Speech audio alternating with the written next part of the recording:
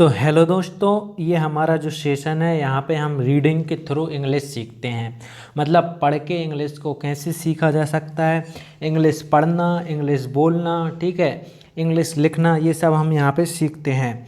यहाँ पे हम हर एक शब्द का समझते हैं कि ये नाउन है, कि ये वर्ब है, कि ये एडजेक्टिव है। अगर ये नाउन है तो क्यों है, एडजेक्टिव है तो क्यों है, ये सेंटेंस में किस तरीके से काम करेगा, ये नाउन का काम कब करेगा, ये एडजेक्टिव का काम कब करेगा, कंजक्शन कैसे यूज होते हैं, ग्रामर के रूल यहाँ पे कैसे अप्लाइड हुआ है, इसके साथ सिंगुलर या प्लूरल वर्ब कैसे आई हो, ए टू जेड। मतलब अगर आप एक हिंदी मीडियम माध्यम के विद्यार्थी हैं तो आपके लिए वीडियो बहुत ज़्यादा कारगर, बहुत ज़्यादा किफ़ायती हैं। अगर आप इन वीडियो को देखेंगे तो आपके हिंदी मीडियम के जो विद्यार्थी हैं उनका जो इंग्लिश का डर है, इंग्लिश का जो भौकाल है, वो ख़त्म हो जाएगा। तो आज हम सीख रहे हैं, हमारे आज का जो आर्टिकल है उसका जो नाम है अ हाउस ऑफ कार्ड्स, ठीक है, अ हाउस ऑफ कार्ड्स। तो इसमें हम सीखेंगे कि अंदर भाई अ हाउस ऑफ कार्ड एक मतलब एक कार्ड्स का घर, ठीक है।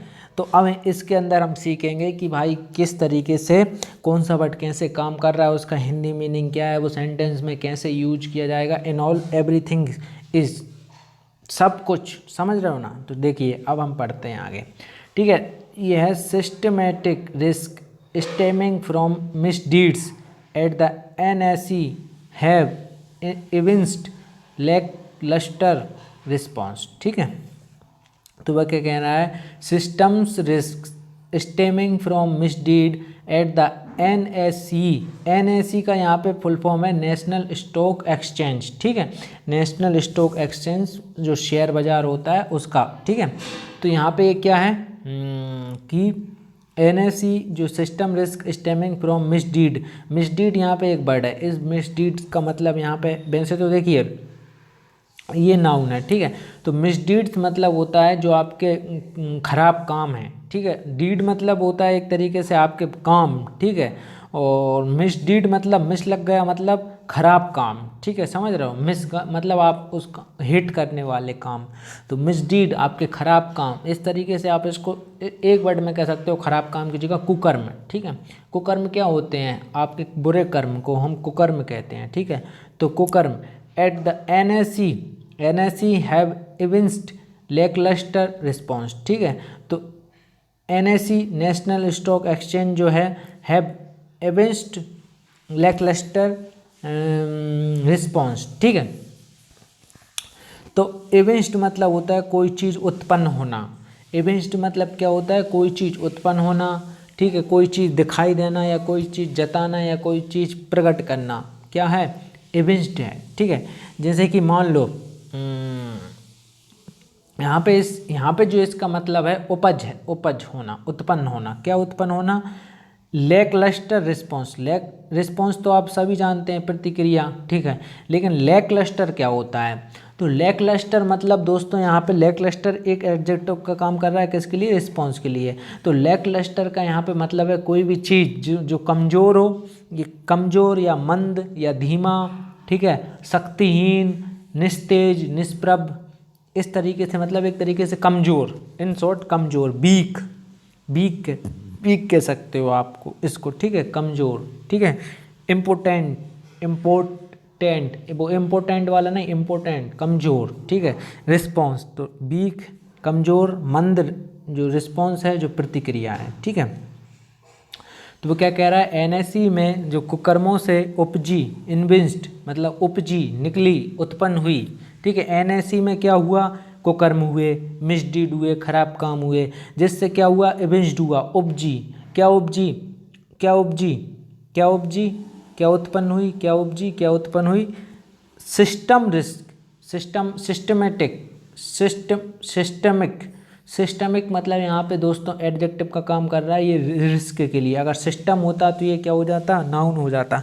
लेकिन सिस्टमिक जो IC एंडिंग वर्ड होते हैं वो एडजेक्टिव होते हैं। सिस्टमिक रिस्क, तो रिस्क तो होता है जोखिम, रिस्क क्या होता है, जोखिम। लेकिन यहाँ पे फुल फॉर्म प्लूरल है, एस लगाया तो हम जोखिम नहीं कहेंगे, जोखिमो, ठीक है, जोखिमो। तो रिस्क, जोखिमो, सिस्टमिक मतलब प्रणालीगत जोखिमो, ठीक है। स्टेमिंग, अब एक वर्ड होता है स्टेम, स्टेम का ये कंटिन्यूस फॉर्म है स्टेम, ठीक है। स्टेम मतलब होता है दोस्तों किसी चीज़ को रोकना, जैसे आपके कहीं लग गई है और आपको ब्लड हो रहा है, ब्लीडिंग हो रही है, तो आप उस ब्लीडिंग को रोकने का प्रयास कर रहे हो अपना हाथ रख के, कपड़ा रख के, तो वो स्टेम कहलाता है, ठीक है। और दूसरा इसका मतलब ये भी हो जाता है यहाँ पे स्टेमिंग का, यहाँ पे क्या मतलब है कि भाई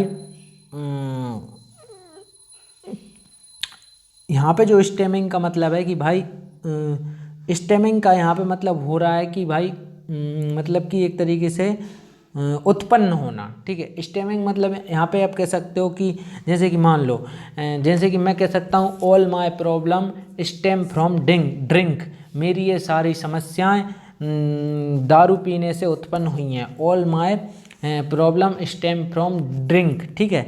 और जैसे कि आप कह सकते हो कि कोई भी आपकी बुरी परिस्थिति या कोई भी समस्या किसी चीज़ की वजह से हुई हो, ठीक है, किसी चीज़ की वजह से हुई हो, वो उसका कारण वो हो, तो आप उसे स्टेमिंग कह सकते हो कि इसके कारण हुआ, ठीक है। और स्टेमिंग उत्पन्न हुई, ठीक है। अब यहाँ पे इविंस्ड मतलब होता है दिखाई देना, जताना, प्रकट करना, ठीक है, समझ रहे हो। इविंस्ड अपियर्ड कह सकते हो आप, ठीक है। अपियर्ड भी इसका वर्ड हो सकता है। तो systematic risk stemming from misdeed at the NSE have evinced lackluster weak मंद रिस्पॉन्स, कमज़ोर प्रतिक्रिया। तो एनएसई में कुकर्मों से उपजी प्रणालीगत जोखिमों में कमज़ोर प्रतिक्रिया दिखाई है, ठीक है, दिखाई ही है। इविंस्ड मतलब यहाँ पे क्या है, दिखाई है।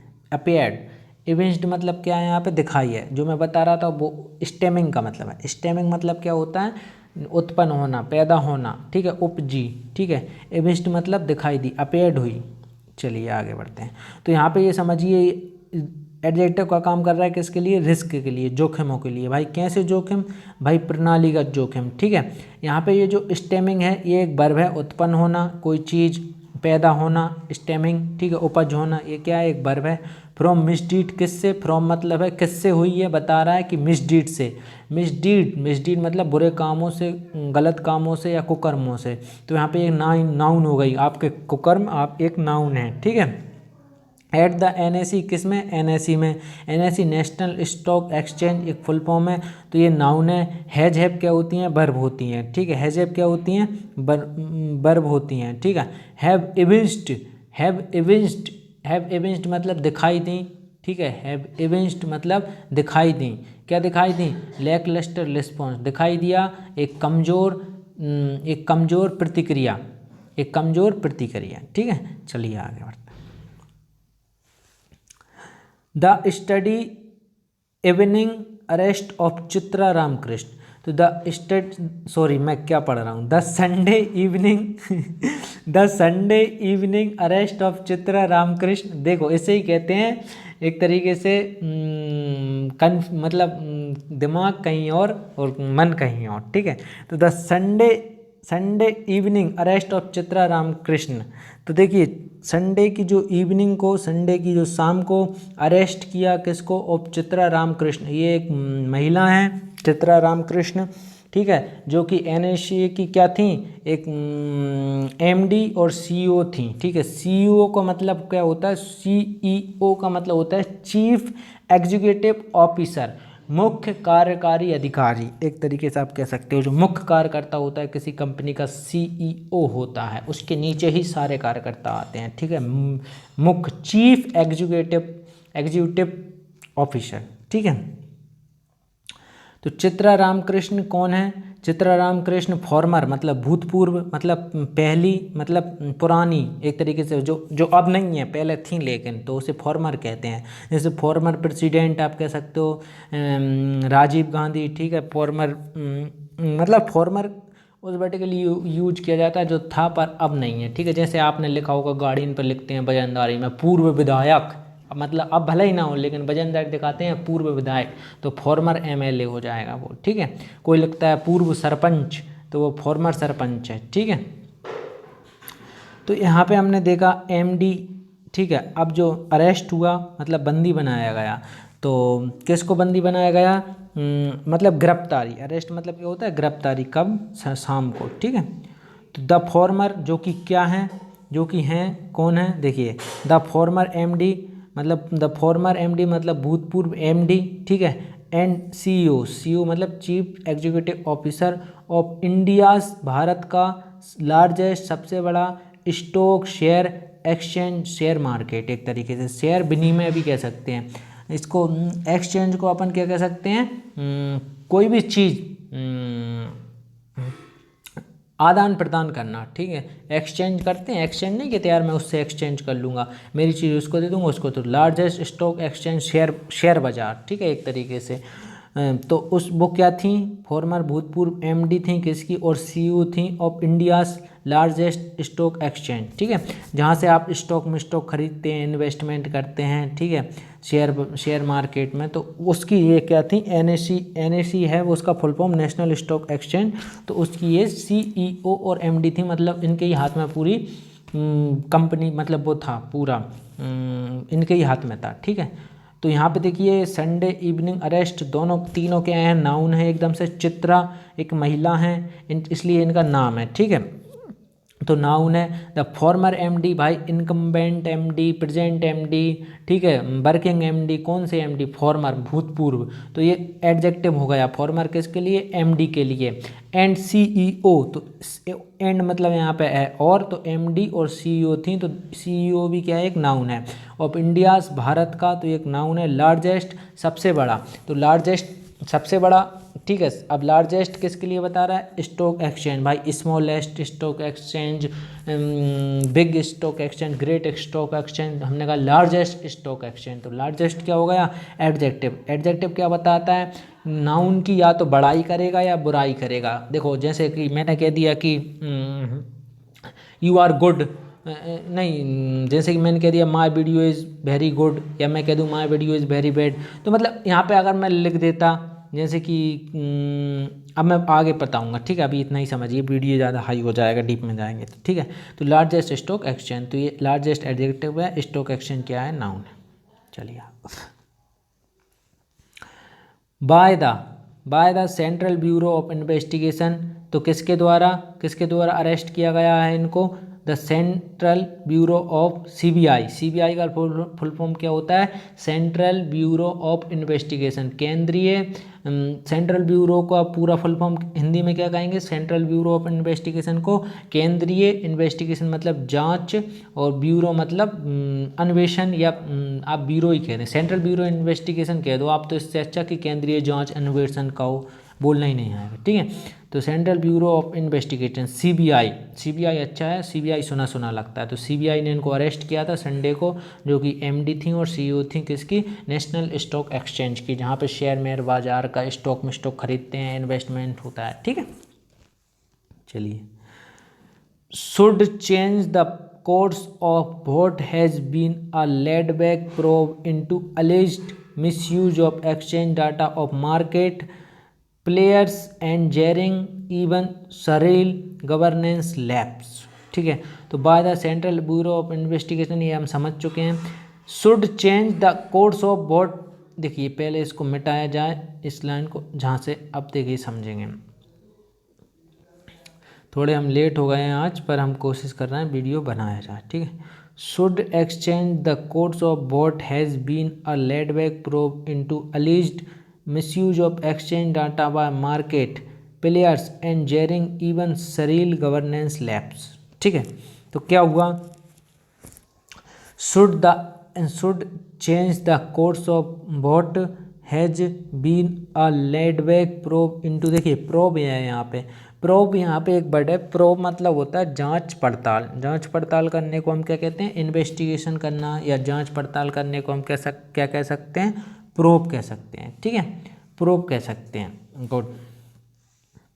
प्रोब इनटू अलीज्ड मतलब जिस पे आरोप लगाया गया, ठीक है, अलीज्ड जिस पे आरोप लगाया गया, अलीज एक तरीके से हम कह सकते हैं अलीज मिसयूज मतलब भाई दुरुपयोग किसका, ऑफ एक्सचेंज डाटा मतलब आदान प्रदान, जो मतलब जो विनिमय डाटा होता है, विनिमय डाटा, एक्सचेंज डाटा मतलब भाई जिससे पता चल जाए कि कौन सी कंपनी में इन्वेस्ट करना चाहिए, या किससे हमें ज़्यादा फ़ायदा है, या पहले हम इन्वेस्ट कर दें, मतलब जो एक सीवियर डाटा होता है, एक इम्पोर्टेंट डाटा होता है जो किसी को नहीं बताना चाहिए, क्योंकि अगर वो डाटा उसे पता चल गया वो बहुत सारा पैसा कमा सकता है और दूसरे जो ट्रेडर्स हैं उनको लॉस हो सकता है इस तरीके से, ठीक है। Exchange data bye market players, किसके द्वारा, जो मार्केट प्लेयर्स जो शेयर खिलाड़ी हैं या बाज़ार के जो खिलाड़ी हैं, मतलब जो शेयर मार्केट में इन्वेस्ट करते हैं, स्टॉक मार्केट में और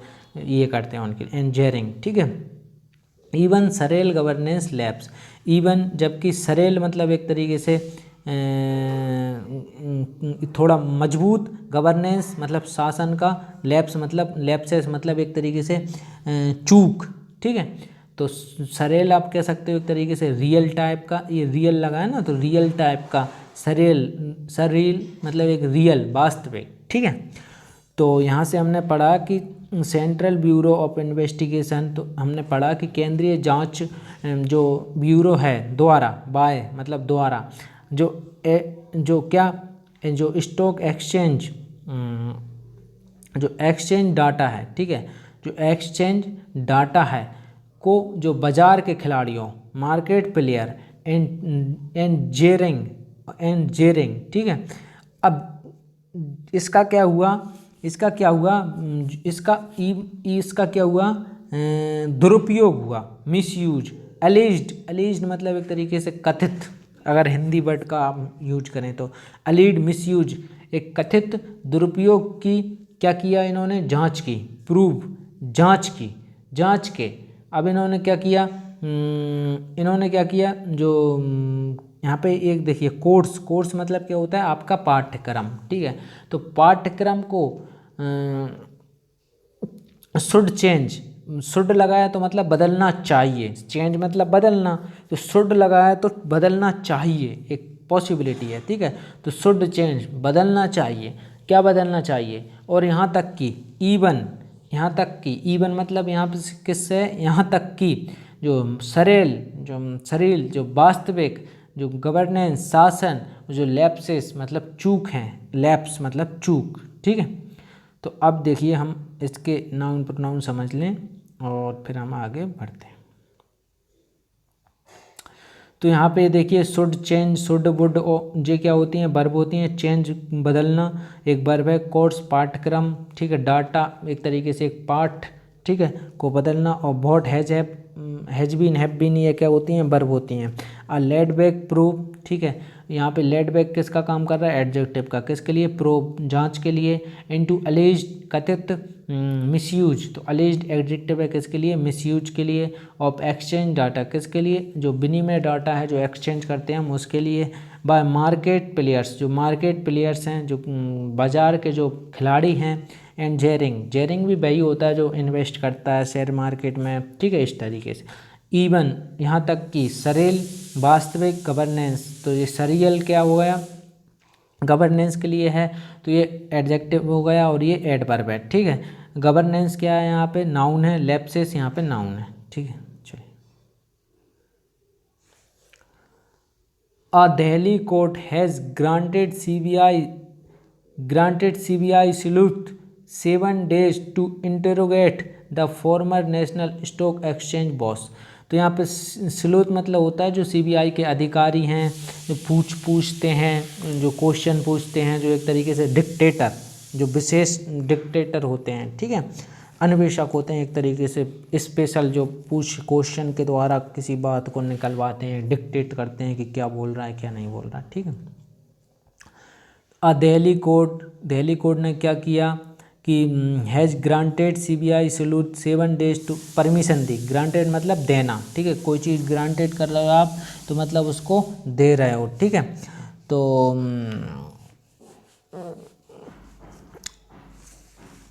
ग्रांटेड CBI के स्लूथ मतलब जो अधिकारी हैं, यहाँ पे ऑफिशियल नहीं लिखा क्योंकि स्पेशल टाइप के अधिकारी हैं। तो CBI के जो स्लूथ्स हैं उनको 7 दिनों का, 7 days का समय दिया। ग्रांटेड मतलब देना, इंटरोगेटेड परमिशन देना, ग्रांटेड मतलब परमिशन देना, इंटरोगेट मतलब क्वेश्चन करना, किसी को आप इंटरोगेट कर रहे हो तो क्वेश्चन कर रहे हो, ठीक है।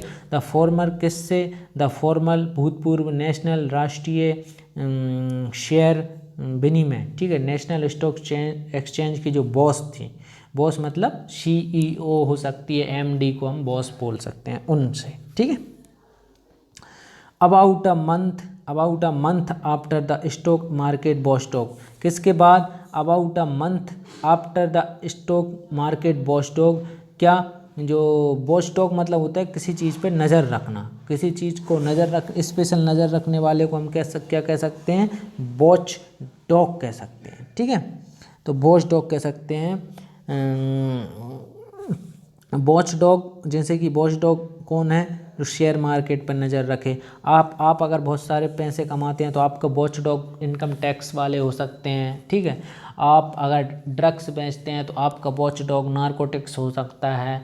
अगर आप कोई क्राइम कर रहे हैं तो आपकी वॉच डॉग पुलिस हो सकती है, ठीक है। तो इस तरीके से तो इसकी वॉच डॉग कौन है? सेबी, जो स्टॉक मार्केट के ऊपर नज़र रखती है, इसका नाम है सेबी, ठीक है। तो सेबी, चलिए आगे बढ़ते हैं। Passed a 190-page order that has made headlines for its assertions about Miss Ramakrishna sharing confidential internal information within a unknown person। तो फंडा सिर्फ इतना सा है यहाँ पे। अगर मैं ब्रीफ में आपको स्टोरी सुनाना चाहूँ कि बात क्या है, बात सिर्फ इतनी सी है कि जो चित्रा थी, चित्रा रामकृष्ण, एक महिला, वो NSE की नेशनल स्टॉक एक्सचेंज की एक CEO थी, मतलब मुख्य कार्यकारी अधिकारी, और MD थी, मतलब सबसे बड़ा पद होता है किसी भी कंपनी के अंदर, उस पर विराजमान थी। तो क्या हुआ, एक अननोन योगी जो हिमालय का था वो इनको ईमेल करता था। तो ये अननोन योगी से इतनी ज़्यादा प्रभावित थी, मतलब वो उसकी इतनी ज़्यादा बात फॉलो करती थी, इतनी ज़्यादा कि वो कुछ भी बोलता था ये सब कुछ मानती थी उसका कहना। तो उस अननोन योगी ने कहा कि भाई तुम्हें आनंद सुब्रमण्यन को आपको प्रमोशन करना चाहिए, जिससे आपको फ़ायदा होगा। तो चित्रा ने उसका प्रमोशन कर दिया। फिर उसने कहा आनंद सुब्रमण्यन की आप जो सैलरी है वो 4 करोड़ रुपए कर दो, एनुअल 4 करोड़ रुपए। तो उसने 4 करोड़ कर दी, क्योंकि भाई CEO है, वो कुछ भी कर सकती है, उसकी किसकी कितनी सैलरी करना है, किसका कितना प्रमोशन करना है, सब कुछ उसके हाथ में रहता है। तो उसने कर दिया। तो उसने कहा भाई, उसने कुछ डाटा भी शेयर कर दिया, मतलब जो वो योगी गाइड करता रहा, क्योंकि ये मेंटली योगी से बहुत ज़्यादा खुश थी। क्योंकि देखिए कोई चीज़ हमारे दिमाग में जिसकी हमें नीड हो, कोई इन्फ्लुएंस कर दे उसको, तो हम उस पर बहुत ज़्यादा ट्रस्ट करने लगते हैं। वैसे ये अनजान जो योगी थे उन पे करने लगे। लेकिन बाद में जब जांच हुई तो पता चला कि जो अनजान योगी थे, जो हिमालय के थे अपने आप में, वो और कोई नहीं, वो वही बंदा था जो आनंद सुब्रमण्यम था, मतलब जो अपना प्रमोशन करवा रहा था, अपनी सैलरी बढ़वा रहा था एक अनजान योगी बनकर। तो ये सब हुआ, ठीक है। तो पास 190 पेज ऑर्डर, तो उसने क्या पास्ट किया, एक 190 पेज का एक ऑर्डर, ठीक है, एक प्रस्ताव, दैट हैज़ मेड हेडलाइंस, जिसने एक हेडलाइन बना दी, जिसने एक हेडलाइन बना दी। क्या हेडलाइन बना दी कि भाई that has made headline for assertion. Assertion मतलब एक तरीके से सुनिश्चित, आप किसी चीज़ को जैसे कि देखिए मैं आपको पहले ऐसे बताता हूँ कि जो क्या हुआ कि सेबी ने एक ऑर्डर पास किया 190 पेज का, उसने सब कुछ लिखा, ऑर्डर मतलब आदेश पारित किया कि भाई इसमें कैसा कैसा क्या हुआ, ठीक है। इसके बाद में क्या हुआ, 1 महीने के बाद, ठीक है, अबाउट 1 महीने के बाद क्या हुआ, अबाउट मिस रामकृष्ण ने जो चित्रा रामकृष्ण है उनने शेयरिंग किया, क्या कॉन्फिडेंशियल, एक तरीके से एक बहुत ज़रूरी वास्तविक रियल, ठीक है, इंटरनल आंतरिक जो जानकारी है उसको, इंटरनल आंतरिक जानकारी को उसने क्या किया, शेयर किया। अब ये किससे शेयर किया, देखिए इस किससे शेयर किया, विथ किसके साथ, एक अननोन योगी के साथ, एक अननोन योगी के साथ उन्होंने ये सब शेयर किया, जो कि इन्होंने जो सेबी ने क्या बताया 190 पेज में बताया है, ठीक है। चलिए आगे, आज हम थोड़ा फास्ट पढ़ रहे हैं, इसलिए हम एक्सप्लेनेशन के भी डीप में नहीं जा रहे हैं, ठीक है। क्योंकि हम लेट हो गए हैं और हम सोच रहे हैं वीडियो आप देख पाएँ, इसलिए हम जल्दी से ख़त्म करने की कोशिश कर रहे हैं। ठीक है, बाकी वीडियो आप पुरानी हमें देख सकते हैं, हम कितने डिटेल में जाते हैं। ठीक है, सेपरेटली अलग से the CBI has got extended, जो CBI CBI got extended custody, उसने एक्सटेंडेड मतलब किसी चीज़ को बढ़ाना, तो कस्टडी मतलब गिरफ्तारी को आप बढ़ा रहे हो। ठीक है, किसी की हिरासत को आप बढ़ा रहे हो, मतलब 2 दिन 4 दिन के लिए हिरासत में लिया था, लेकिन फिर आपने कहा यार अभी तो वो जहाँ तक हम पहुँचना चाहते थे वहाँ तक नहीं पहुँचे, तो आप कस्टडी को फिर क्या कर रहे हो, एक्सटेंडेड बढ़ा रहे हो, हिरासत को बढ़ा रहे हो। ऑफ आनंद सुब्रमण्यम, किसकी, आनंद सुब्रमण्यम की, तो सीबीआई को आनंद सुब्रमण्यम की हिरासत को बढ़ाया गया। The NSE farmer group operating officer, जो कि क्या है, एनएसई नेशनल स्टॉक एक्सचेंज का फॉर्मर मतलब भूतपूर्व ग्रुप ऑपरेटिंग ऑफिसर, जो समूह संचालन अधिकारी है, ग्रुप समूह ऑपरेटिंग संचालन ऑफिसर अधिकारी। ठीक है,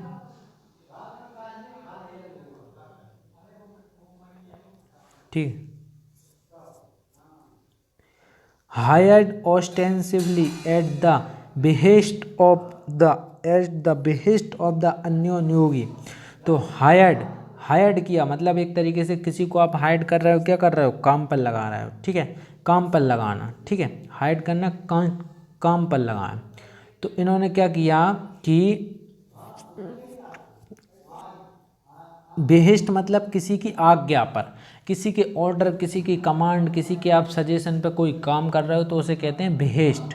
ठीक है, किसी के कहने पे आप कोई काम कर रहे हो तो ये क्या है, बेहिस्ट है। ठीक है, बेहिस्ट ऑफ द अन्योन योगी, तो इसे जो कौन है, अभी हमने पढ़ा कि फॉर्मर ग्रुप ऑपरेटिंग ऑफिसर हैं जो आनंद सुब्रमण्यम, इसे काम पर लगाया था, हाइड किया गया था ऑस्टेंसिवली, एक तरीके से कथित रूप से। ठीक है,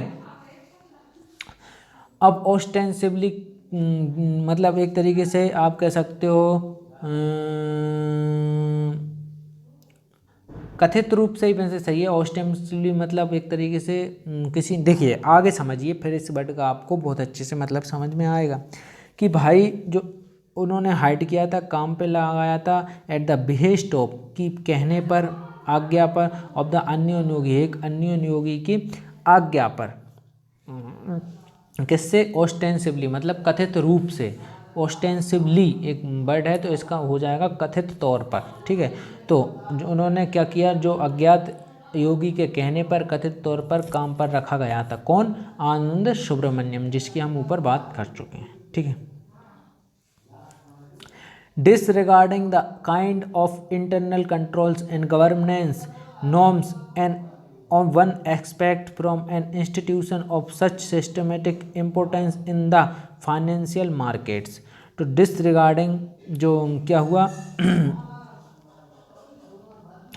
इन्होंने क्या किया, पहली बात तो कि the disregarding the kind of internal controls and governance norms, norms क्या होते हैं, एक तरीके से रूल, नियम। ठीक है, जो रेगुलेशन, उन्हें हम क्या कह सकते हैं, नॉर्म्स कह सकते हैं, क्या कह सकते हैं, नॉर्म्स कह सकते हैं। ठीक है, तो इन्होंने क्या किया, फाइनेंशियल मार्केट, जो वित्तीय बाजार में इन्होंने क्या किया, इन्होंने क्या किया काइंड ऑफ मतलब इस तरह की क्या किया, देखिए यहाँ पे एक वर्ड है, रुकिए एक मिनट, तो ये एक तो अन्य योगी के कहने पर इनको रखा गया था। ठीक है, तो disregarding the kind of internal controls, जो आंतरिक नियंत्रण और शासन नॉर्म्स मतलब शासन के जो रूल रेगुलेशन, आप कह सकते हो मानदंडों। ठीक है, तो आंतरिक नियंत्रण और शासन मानदंडों की जो एक्सपेक्ट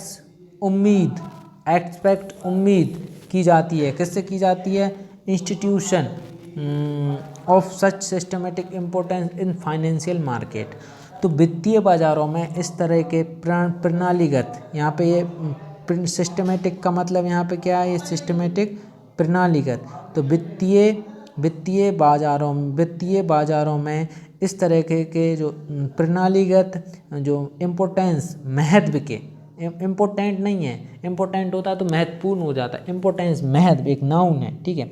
जो प्रणालीगत महत्व के जो इंस्टीट्यूशन मतलब संस्थागत, संस्थान से जिस तरह के मतलब काइंड ऑफ, जिस तरह के इंटरनल आंतरिक, जिस तरह के, हाँ